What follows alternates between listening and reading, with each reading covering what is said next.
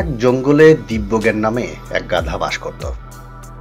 গাধাটি সবার সামনে দিয়ে এমন ভাবে হেঁটে যেত যেন মনে হতো সে সব জানতা।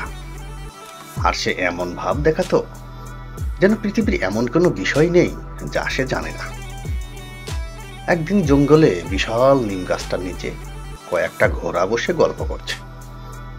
দিন দিন সূর্যের তাপ বেড়ে যাচ্ছে কেন, আর তাদের মাঝে উপস্থিত ছিল সে দিব্যজ্ঞান নামের গাধা। একটি ঘোড়া বলছে, পৃথিবীতে গাছপালার সংখ্যা কমে যাচ্ছে, তাই তাপমাত্রা বেড়ে যাচ্ছে। দিব্যজ্ঞান সেই ঘোড়ার সাথে তাল মিলিয়ে বলতে লাগলো, একদম ঠিক, আমিও এটাই ভাবছিলাম, গাছ কমে যাচ্ছে তাই তাপমাত্রা বাড়ছে।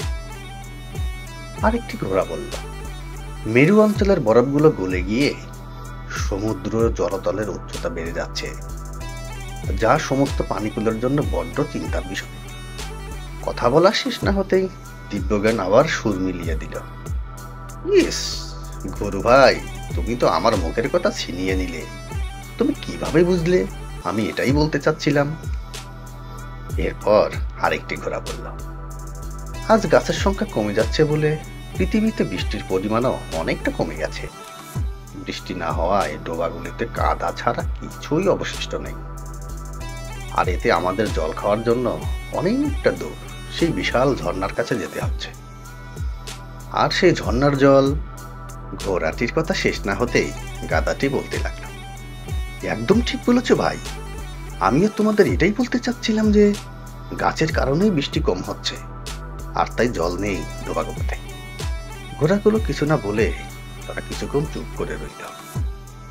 কিছুক্ষণ পর একটা ঘোড়া গাধাকে বলল, আচ্ছা দিব্যজ্ঞান ভাই, তুমি তো দেখছি অনেক কিছুই জানো।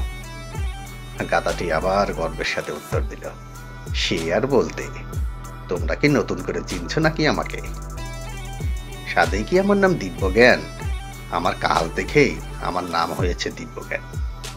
এরপর আরেকটি ঘোড়া বলল, আচ্ছা দিব্যজ্ঞান ভাই, আমি তো পৃথিবীর তাপমাত্রা বৃদ্ধি হওয়ার কেবল একটি কারণ বললাম, এবার তুমি একটু বুঝিয়ে বলো তো, গাছগুলো কেন কমছে?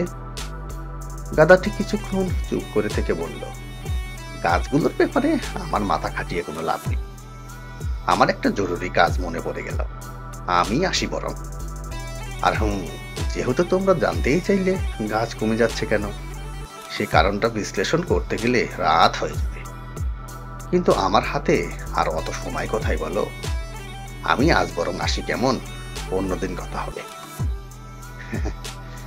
আমাদের মাঝেও এরকম দিব্যজ্ঞান টাইপের মানুষের অভাব নেই, যারা ভাব দেখায় পৃথিবীর সমস্ত জ্ঞান সেজন্য পকেটে নিয়ে ঘুরছে, কিন্তু যখন তাকে তার জ্ঞানের ভান্ডার সবার সামনে তুলে ধরতে বলা হয়, সে পাশ কাটিয়ে চলে যাওয়ার চেষ্টা করে।